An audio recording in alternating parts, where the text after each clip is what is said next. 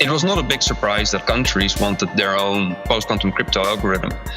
The big difference here is that it's not simply a different parameter set. China launched their standardization track. Korea launched the winners of their national standardization. India is looking into a national standard. And people from Europe are pushing to extend the list of NIST through ISO. So we get a long list of standards. And I really see this as a big risk of a quick migration and a quick adaptance of post-quantum crypto. You cannot store binaries of megabytes just because you need to support 20 different post-quantum crypto schemes. So I think that will be a massive challenge, which we as industry need to cope with. When NIST released the first PQC standards in August 2024, it set off a domino effect that will hopefully result in protecting the world from the quantum computing threat.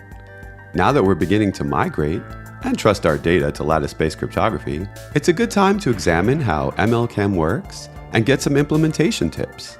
And who better to ask than one of the co-authors of the standard? We look at the past and future of ML-KEM in this episode of the Post-Quantum World. I'm your host, Konstantinos Karagiannis. I lead quantum computing services at Protiviti, where we're helping companies prepare for the benefits and threats of this exploding field. I hope you'll join each episode as we explore the technology and business impacts of this post-quantum era. Our guest today is a cryptographic researcher at NXP Semiconductors. He's also co-author of the Crystal's Kyber algorithm, adopted by NIST as a PQC standard. Joppe Bos, welcome to the show. Hi, Konstantinos. Very great to be here. Yeah, I was super excited to be able to set this up. You're a co-father of something very important, something I end up talking about pretty much every other episode. So it's really great to have you on here. And before we get into the whole journey you took, can you, I know this is super challenging, can you give our listeners who don't understand lattices kind of like a little high-level view of how they work? I mean, granted, I've given 1 hour long talks on how lattices work and the math and all that stuff. So just figured I'd challenge you with if you can give like a short little intro to what makes them work and how they're so different, you know? Yeah, that is an interesting question indeed. So I think, what we now know is lattice-based crypto. Often people ask, what are lattices? And then you can give some sort of boring answer that they're a mathematical object or they're related to some mathematical structure. But I think how you should think about it, people who are familiar with cryptography or public crypto systems like RSA and ECC, so they have some hard or believed to be hard mathematical problem behind it.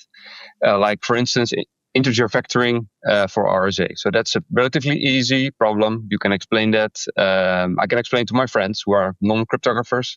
And now if we look at post-quantum crypto and we specifically look at schemes which are part of this family of lattice-based crypto, there are these lattice-based problems behind it. But actually, another way of looking at this is looking at this learning with errors. So looking at this learning with errors problem, and that is much easier to actually explain to people. So you just get a matrix vector multiplication, and you get a result. And if I give you the result and one of the inputs, it's relatively easy to go back. But then if I add a little bit of error to it, a small error, it suddenly becomes a very hard problem. And when I first saw this many years ago, I was very confused. I thought, how is this even possible? I thought it must be easy to solve. But it turns out this is really a hard problem. And then in turn, you can relate this problem to something on lattices. But I always prefer to actually explain this learning with errors problem to begin with, because that is much easier to explain to people who have a basic understanding of some of the math. Yeah, if people want to completely ignore trying to visualize lattices, which does get difficult above 3 dimensions, you know, if I ask you to visualize more than 3 dimensions, you're like, I don't know how to do that. But once you ignore that, you're just kind of saying it's an irreversible multiplication. Like you can't figure out what went into it, and that's how you're allowed to get some kind of secret number, right? Like you can think of it a bit of a noisy multiplication in that sense. Yeah, so you can't just go back to it with something like Gaussian elimination or whatever. You can't just exactly go back to your answer. Yeah, and already my listeners are like, "Why'd you say that? That already sounds complicated." But we're keeping it simple. Yeah, of course. So So can you walk us a little bit through the journey of creating Crystals Kyber? Like what inspired you and your team to design this mechanism? Yeah, so that was, I mean, it is a combination of lots of things. And it's also, of course, very, good to immediately mention that it was, I mean, we were part of a team which created, in this case, Kyber, but this was built upon, as usual, everything in academia and research on work which has been done by many other people before us. So when we actually started working on this, so there was this whole concept of learning with errors, which I just explained from a very high level. And so people were looking at this, this is a new, interesting way of problem where you can build cryptography on. And so then there was this other concept of ring learning with errors, meaning that you work with a certain mathematical object called rings. And we were starting to look into this, back in the days, of course, more from a industry point of view. How can we apply this into practice? And so we decided, can we see if this actually runs on anything, just to see. This was even before we were thinking about post-quantum crypto applications. And so, we did a study, we wrote a paper about this, and then there was another research team looking into this, and they said, we can make some optimizations here. And this was just in the days that there was this new Star Wars film coming out, and and it was also in the day that people started to name approaches, and they started to name and have fancy web pages for new attacks and these kind of things. So they called this follow-up on our first practical approach a New Hope. And so that was very interesting. I think that was already a first great result. So first with us and our colleagues, and then another team. And then we started to actually look, but if we go back to the core, just learning with errors? And so that is much simpler, but it has some practical disadvantages. It's bigger, it's a bit slower. So we said, let's not use the ring. And then we thought, we need to come up with a fancy name as well. And actually, I'm much more of a fantasy guy than a sci-fi guy. So we came up with the name Frodo-KEM, because Frodo, of course, from Lord of the Rings, he does not want to use the ring. So that is how we actually came up with Frodo-KEM. And then NIST announced this intent to standardize post-quantum crypto. And then we decided, because of course we knew the other team of A New Hope as well, to join forces. So we sat together, and that is how we came to yet a different approach, which is somewhere sits in between this ring version and not using rings. So it's called module learning with errors, and that is exactly how Kyber came to be. So it was really, from a theoretical point of view, built upon lots and lots of work done by the theory community. Then we took it up into practice, which means that there are all these practical considerations, which parameter sets. That's, of course, the biggest issue. Should you pick such that it is actually secure? And then there are all these other things you need to think about when you want to deploy this in practice. And then we had, of course, the fortune to work together with this larger team with lots of great researchers, both from academia and industry. I think we had a very good mix. And that became, Crystals Kyber, which, in the end is now, of course, called ML-KEM.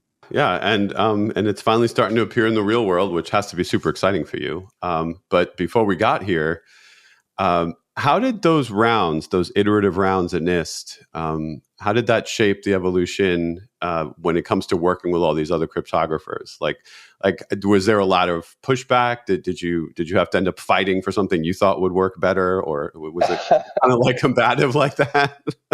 No, it was not really within the NIST round. I mean, once you submit your scheme, you want to modify as little as possible, right? Mm-hmm. So at that point of time, more or less, the whole generic approach was there. And of course, some small things did change, but they were relatively minor. I think when, so as NXP, we compare ourselves against some of the other companies, I think our use cases, which are our typical use cases, are quite a bit different than use cases which are important for other companies. And I think some of the security settings or security models we consider are quite different than, for instance, if you look at the big tech companies. So just to give an example, things like side channel protection, so these really high security applications, where, and for people who are not familiar, with side channel security. This is the fact where you as a user hold a device in your hands, let's say a credit card, for example. And so you as a user should be able to use your credit card, use the secret key on your credit card, but you should not know the value of the secret key. So it's this very strange concept. Because if I would have access to this secret key, I could try to roll back my amount, for instance, or do other interesting stuff, which of course should not be possible. So, but since I have this device in my hands, I can do all kinds of crazy things, either passive attacks or active attacks, to try and determine the value or extract this secret key material. So one way is to measure the power while executing a crypto algorithm. This is called a power analysis or power attack. Mm-hmm. And it turns out that if you measure the power while running a crypto algorithm using the secret key material, reveals a lot of information about your secret key. Or if you shoot a laser, for example, at your chip, you might get a faulty output, and comparing a correct and a faulty output might you be able to deduce information about your secret key material as well. And countering this is for us very important for the type of chips and products and platforms we make, but it might be much less interesting for companies where their main crypto runs in the cloud, because there the user cannot actually measure, for example, the power of the device. So these different perspectives all needed to be taken into account when you design the characteristics of such algorithms. Yeah, that would be quite a screwdriver attack, right? If someone's that would mean someone's in a data center in the cloud, a trusted employee, whatever. So that opens up a whole other attack vector. You brought up side channel early, and I guess that's fair then to ask this follow-up question now. There was sort of a well-known infamous attack that was published before the final NIST standards came out, and of course I'm talking about where they claim to use AI to be able to reverse, and then they had this whole system where they set up their own higher order of protections and masking using Crystal's Kyber. So I wonder if you want to talk a little bit about that and why it still became a standard after that. I mean, of course, I have reasons that I have explained in the past, but I'd love to hear, your thoughts on that. That's an interesting question, because I think when such a thing becomes, I think this particular paper got a bit hyped in the news. Definitely. Yeah, definitely. But that is absolutely fine, of course. But it's also, not easy for a regular engineer who is not familiar with side channel attacks, how to think about these things, right? So if I have a regular crypto implementation of anything, I mean, it could be post-quantum crypto, it could be regular crypto, so classical crypto, RSA or ECC. And if that was just designed to be functionally correct, and maybe, designed that it can withstand some of the, basic side channel attacks, so a cache attack or the basic timing attacks, then of course, if somebody launches a more sophisticated side channel attack, like we typically consider to be in scope, then it's not a big surprise. You can break anything because there are no defenses against these types of attacks. Once you put in certain defenses and you claim, for instance, I can protect against a first order attack or a second order attack, and then this first order and second order simply means that the more advanced you assume an attacker can be, and the more advanced your defenses are. If you then go much beyond this, I mean, it's really not a surprise that you can break the defenses, because it was not designed to actually withstand these types of attacks. And I think this is exactly what happened in a lot of these papers, which is great news, because they show, okay, we have found a way of attacking it. And if that way of attacking it is new or novel or different, then of course that makes perfect sense to publish this, because that gives then new ideas to people, for instance, working at NXP, to find new defenses against these types of attacks. So I think, such attack papers, which often also include countermeasures, make perfect sense. They help in general to make the cryptographic landscape much more secure. But then concluding from such an attack that a particular algorithm is insecure, I think that there's a flaw in that logic. There is. And to be super fair, they wrote the code that they hacked, right? I mean, ultimately, it's pretty hard to stand on your laurels when you do that. It's like, I wrote this program and I hacked it. Yay. I don't know. That's not that exciting to me. But yeah, so this idea of high order attacks, it's you're breaking up a secret, right? Trying to obfuscate it, obviously. But they had access that you're not going to normally have. They had an operation that was repeated thousands of times. They had 2 identical boards set up. It was just not a real world like attack. It's not like you're capturing things off a wire and reversing them. Definitely. But still, I think if they would be able to do such a thing, even if they had access to the source code with one of our devices, that should still not be possible, of course. And then it really doesn't matter which algorithm you're running, if that's RSA or ECC, which is site-channel protected, or if it's, for instance, Kyber. I mean, it should still remain secure against such advanced attacks, at least if your target platform was designed to be secure in such scenarios. Yeah, and it got a lot of buzz too, because just recently before that was the whole Psych attack, and the Psych side channel attack was a normal laptop. that was so that got a lot of press, like, oh, a normal laptop did what a quantum computer can't, and it destroyed Psych. I think the Psych attack had a much bigger impact on the whole post-quantum crypto landscape, right? Because not because the attack on Psych had anything to do with lattices, for example, but it is because there was this scheme which advanced to the 4th round. And then just 1 or 2 weeks after it advanced, there was really a theoretical attack breaking it. I think that this produced a massive dent in the security of post-quantum crypto in general. So in that sense, the impact was much, much higher than anything else which happened over the last years. Yeah, I feel like it made everyone super uncomfortable, because all of a sudden they were forced to remember that, oh yeah, cryptography is hard. And like, there's a reason that we don't just like shoot out new algorithms every week, because there's a lot of things that could go wrong. There's a lot of implementation errors. There's just a lot of things that could go wrong. And I remember it made everyone super uncomfortable. Like, oh no, what are we doing? Is this some kind of like folly to try post-quantum cryptography when we have this thing that we know works? And how far away are quantum computers and all that? And now, of course, it's become a very different landscape. Now it's not even how far away are quantum computers. Now NIST has pretty much said, no, we're gonna like deprecate these other ciphers now. So 2035 is when quantum computers arrive for all intents and purposes, because after 2035 you're not going to be using RSA, you're not going to be using those things. So it's a very different game now. That said, the other fear that it raised was that, well, do we need a fallback? Do we need some way to protect ourselves in case something is wrong with a finalist? So how do you feel about hybrid solutions? To me, hybrid makes perfect sense, right? Especially, we were just talking about trust. We need to gain the trust of the people actually using this.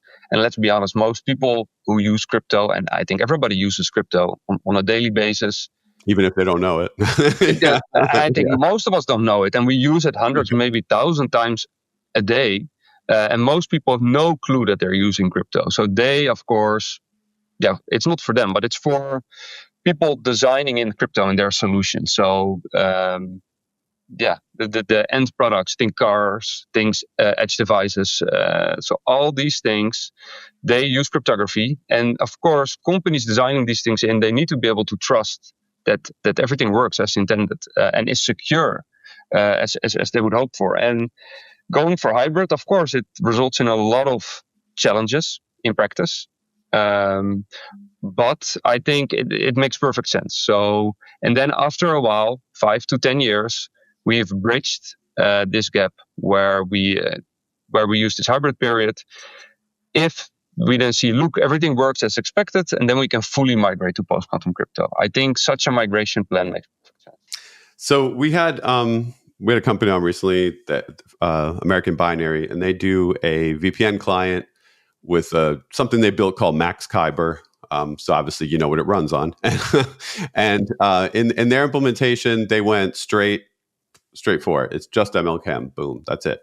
And their argument for not using hybrid was that they said it causes issues with MTU sizes and fragmentation. They didn't want to lower the security level, right? Because you can't use the top level of ML-KEM if you have to maintain this MTU size. So what are your thoughts on that? Like, do you think it's okay? I mean, is lower level still secure?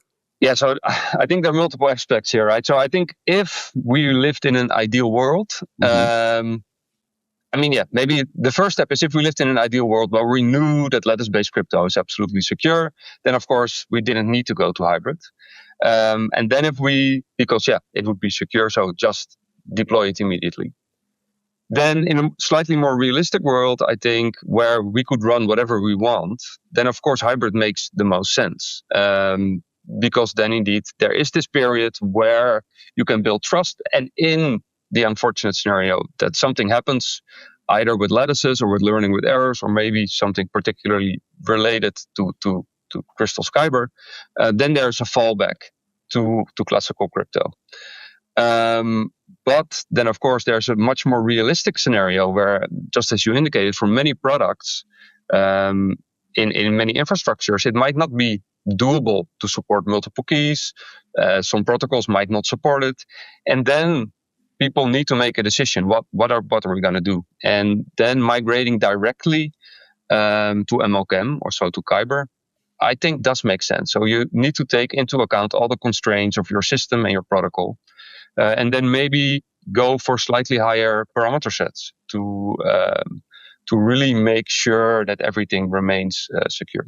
Yeah, that makes sense. And when you talk about certain devices and things, is there anything you're doing for resource-constrained devices? IoT, things like that. Is there anything you guys are working on at NXP in particular? That may be. Yeah, so as NXP, that's of course our main interest. So that is what really sets us, I think, apart from the large cloud-based tech companies where they just run in the cloud and they, in principle, don't really care about how much memory, for instance, is available for your crypto algorithms.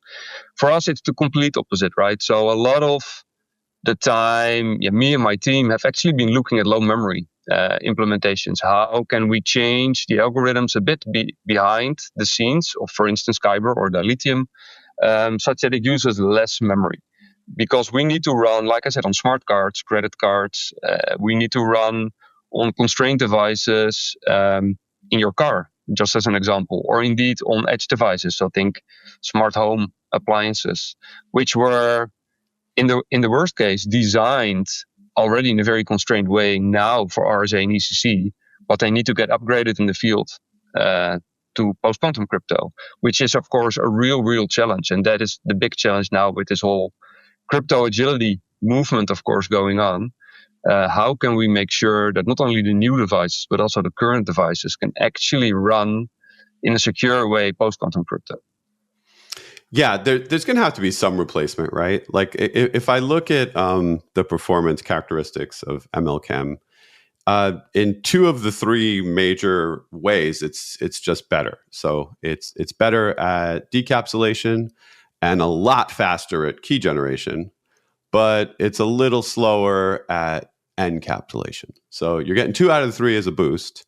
And when you look at just the difference in sizes of keys and ciphertext or whatever, it's such a small difference that with modern hardware, I don't think that's an issue.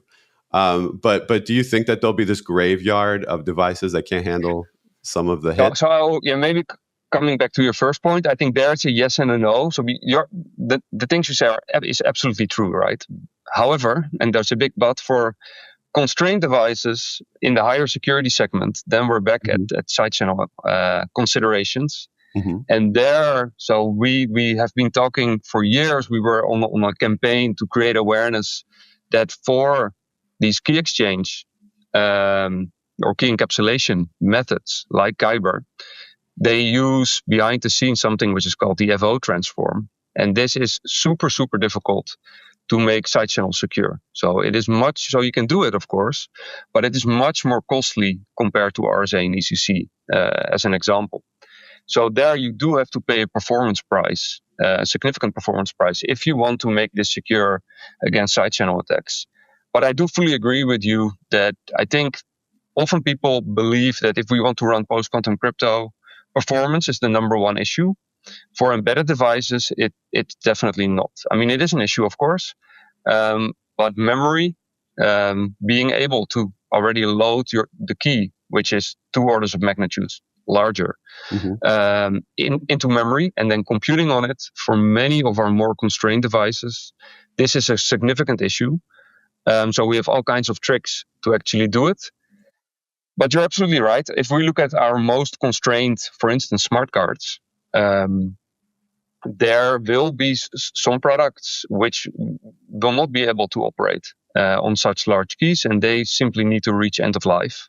And there you need a hardware upgrade in order to run PQC. Yeah, and I mean, we're accepting this in the industry in other ways. Microsoft, this coming October, 16th or something, you can't run Windows 10 after that point, basically, right? There's a whole bunch of machines that are either going to become Linux boxes or just, bye. They're not going to be running anymore. And those cost way more than some of the things we have to replace ultimately when it comes to implementing PQC. So every once in a while, you're just going to have to do this, I guess is one way of looking at it. So how do you feel about the fact that, they're going to be future standards, right? And let's say if we're just looking at NIST's path forward, HQC is next, coming next year, right? And then it'll be standardized the year after. How do you feel about the other countries in the world then who say, well, we're just going to do completely different standards, like China, South Korea, whatever, like they're pursuing some different PQC standards. Do you think that kind of like global fragmentation is going to cause issues with this adoption rates that we're all on? Yes and no. So I think it doesn't come as a surprise. I think just take ECC, so elliptic curves as an example again, there was this fragmentation in exactly the same way. So countries had their own parameter sets, their own curves for usage for their national security. So in that sense, it was not a big surprise that a lot of countries wanted their own different post-quantum crypto algorithm. The big difference here, of course, is that it's not simply a different parameter set, which, of course, in practice was already hard to support, but at least most of the underlying crypto library, you could remain the same and you could design it in such a way, for instance, that you could run standards from Asia, standards from Europe, and standards from the US, all with the same crypto library.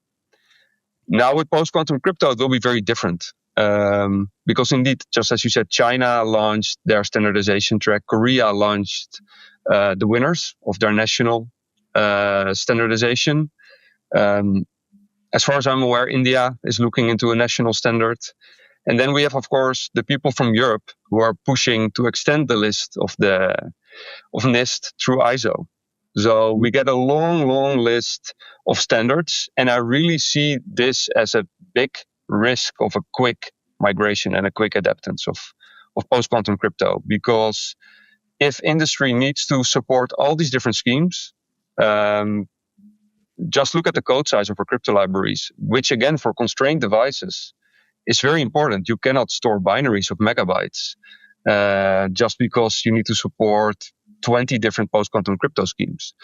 And that's even not taking into account, all the schemes, they need to be implemented and tested. And we need to design countermeasures for all of these schemes. Mm-hmm. So I think that will be a massive challenge, which we, of course, as industry need to cope with.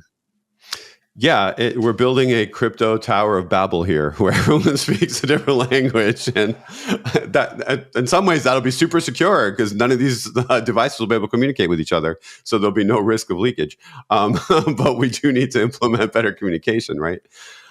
So, how do you feel then about devices that have this like long shelf life going forward? Aerospace industry, automotive. These devices have to run a long time. Yeah, so I think.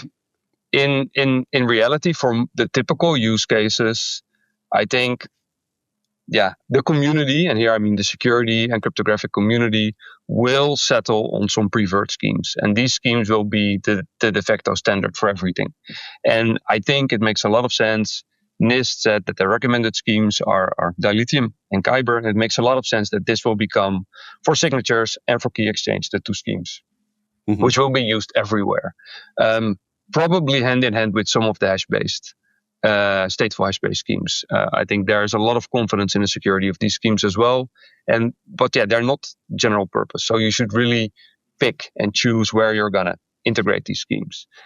And then this whole, diversification or fragmentation of the post-quantum crypto landscape with all the different national standards, that will be for very specific use cases for when you want to do some security applications within these national borders. For instance, if we take Europe as an example, if you want to do some identification protocols in Germany, you would need to follow the German recommendations. Or if you want to do it in France, you need to follow the French recommendations. The same will be true for China, India, Korea.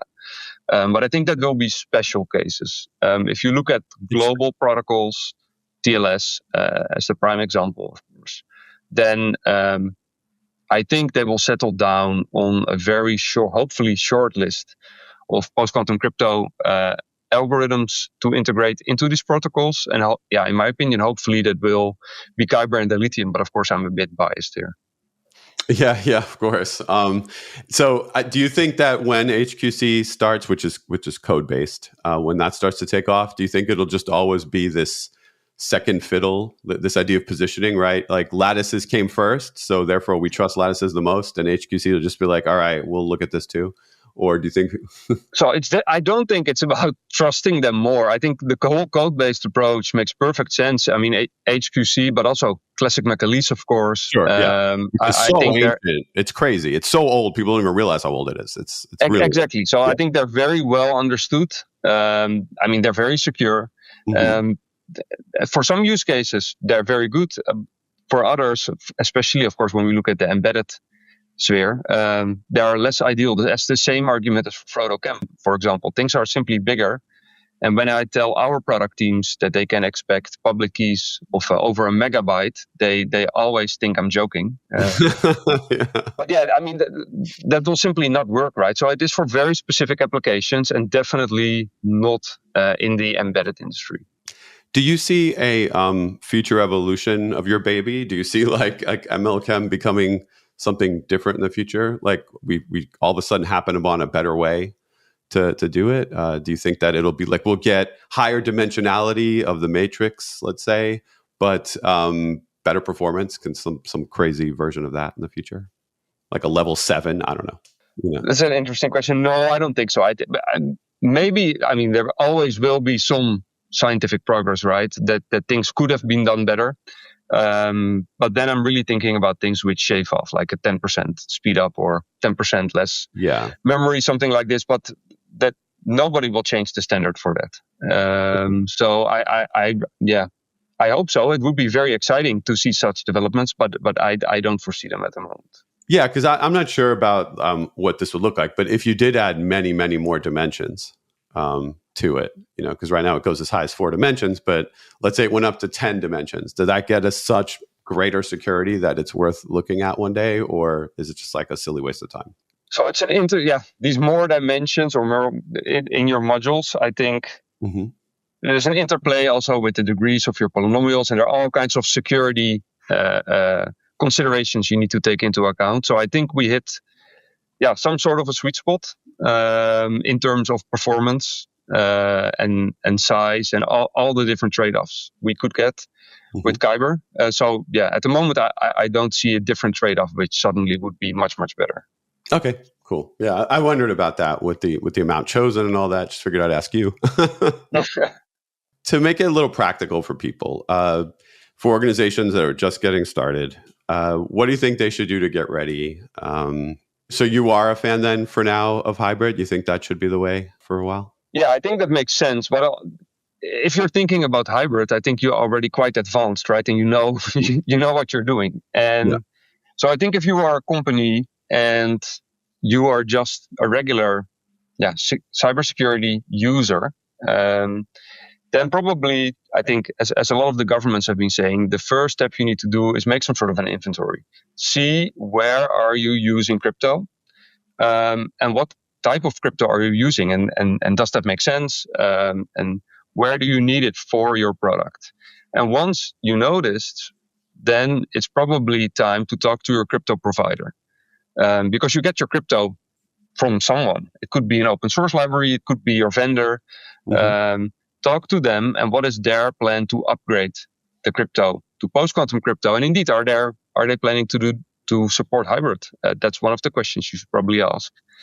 And on their roadmap, do they take all these things into consideration? Like, is there sufficient memory to actually run it? What happens to my performance requirements? Will they still, especially when we talk about signatures, is it still realistic? Talking about signatures, the signing time of post-quantum crypto schemes is now variable time, meaning that what we're used to with RSA and ECC is that every time you sign, it takes roughly the same amount of time. Now with Dilithium, this can really significantly vary. A lot of the customers I speak to, they don't realize this, and this could have, for protocols which need to do a sign operation, and they have very strict performance requirements, this could suddenly become a real blocker, or it becomes very, very difficult to actually integrate this into practice. So these things you need to discuss. So the integration of crypto into your protocols, which you use on a daily basis in your company, that is something you need to discuss with your crypto provider, and then make a plan how to migrate, of course, between now and 2035, as you mentioned, when it's assumed not to be, you're not allowed to be used RSA and ECC anymore. How can we go to this endpoint? Do you feel that it should be done in like waves? Do you think that companies should identify some certain critical communication paths, crown jewels, whatever, and then maybe do a POC there first before they roll out? Like, do you think that's the way to go? Yeah, I think that makes a lot of sense, but it really, it depends on what kind of it, on a case-by-case basis for the companies, right? It's if you are just a regular smart home or a user or company creating smart home appliances, then you don't need to fully switch within now and a year. I mean, there's no real urgency yet. Mm-hmm. You should start planning, of course. You should start to get ready. But if you are very sensitive data, you have devices which are always connected. You have and you, for instance, your secure boot application. You want to make sure that is already supports post-quantum crypto. So for us, that is really not only at NXP, but I think all the semiconductor companies, determined that secure boot and secure update are really the two big use cases. You should migrate first. So, and that's very different than for the big tech companies, right, which mainly focus on TLS. So they really care about key exchange or key encapsulation mechanisms to migrate first, while in the embedded sphere, it's really signature verification. So, because that is really what you use in secure boot and secure update. So migrate these two components first, because then when you start your car, for instance, which is done with a secure boot, then your code, after it boots your firmware image, knows it can trust its environment. And then if you have a post-quantum secure update mechanism, you can in a secure way fetch updates later. So if you have these two components ready, I think that is already a great start. Because you want to test that variability you mentioned earlier. You don't want to go to start your car, and like you have to wait 3 minutes. No, exactly. So you need to be able, that you meet your performance requirements. But often it's very difficult to update. For instance, your secure boot flow. So that is why, I mean, we really in the last years have been really focusing on getting secure boot and secure update already in a shape that you either can upgrade or it already has post-quantum crypto support. One other exciting thing I wanted to ask you about, it must have felt pretty cool to see ML-KEM pop up in OpenSSL 3.5, right? It's like all of a sudden that sort of like brings it an extra sense of reality, if you want to think of it that way, right? Because people kind of ignore the whole implementation issues, like how you're going to do this with libraries and all that. And all of a sudden, whoa, here it is in OpenSSL. And I'm kind of surprised that didn't make more of a splash. Like it should have just been almost like this major news story in its own, you know? Yeah, I mean, the most amazing, of course, was when NIST announced the winners. I think that was the biggest impact. But because then I knew now this whole migration is finally going to start. Mm-hmm. And of course, super proud and happy that both Dilithium and Kyber won. But now, indeed, it's very cool to see that all these open source libraries are starting to integrate this very different type of cryptography based on very different things. We're used to work with RSA and ECC, which are typically large integers, which you need to multiply. That's really the core of it. And now suddenly you have to work on lattices, which when you implement it, you really don't work with lattices at all. You just work with polynomials. But these polynomials have very small coefficients. So suddenly you work with completely different objects. And I think also all the students which now start their computer science or engineering or math degree, they suddenly need to learn a completely different way of cryptography with different problems and different techniques, which become much more crucial compared to what you had to learn, for instance, for elliptic curves. Yeah. I talked a lot about all the, the reason for the small coefficients and everything. I didn't want to go down the math rabbit hole that much in this episode, but I covered all that in a talk I did at DEF CON actually last year. So if anyone wants to go and check that out, it's all there.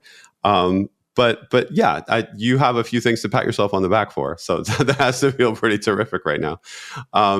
So you don't plan on seeing any kind of major changes to ML-KEM, and you are obviously working on implementing it. So is that where PQC ends for you, just now ushering in this age? Or do you feel like you have another, I don't know, standard in the tank, so to speak, something you want to try and push for in the future? Just because you did it once already. It's definitely an end of an era. And so at NXP, so I'm leading the post-quantum crypto team, but more on the innovation end of things, of course. And now the team is slowly reducing in size, which I think is very good because the people are moving from my team towards the various business lines to really help with product integration. So I think it's both the end of an era, but the start of a much bigger transition period, right? And I think especially in the embedded arena where we operate, for these resource-constrained devices, there are so many challenges, as we discussed. For memory-constrained devices, to actually compute all these things, I think there are many still very interesting research and innovation ideas to look into. Then we have the higher security, how to protect yourself against side channel attacks and fault attacks. For all these post-quantum crypto algorithms, and then how to implement hybrid in a secure way. So I think there are, fortunately, still lots and lots of interesting topics and questions to be investigated. Yeah, I feel like in a few years, people will barely remember any of this happened. Like my favorite example is like Wi-Fi. In the early days of Wi-Fi, the only thing people nerded out about was like, you can't use 802.11b. You have to, like people would argue about the standards of Wi-Fi. And now whoever thinks about that, you go and you buy a Wi-Fi router. One day, every single thing you buy is going to have ML-KEM in it, fully enabled and ready to go. Yeah. Yeah, but I guess that is more or less the definition of crypto agility, right? I think people expect we switch and everything should just work. And if that's complicated, that's not their problem. The people behind the scenes should just fix it. Mm-hmm. Well, I'm glad you're behind the scenes making sure that there's nothing to fix because it already works. So, thank you for everything you do and have done. That there's a whole lot of things we wouldn't be experiencing in this world yet without this kind of work. So, thanks for protecting us against that post-quantum future.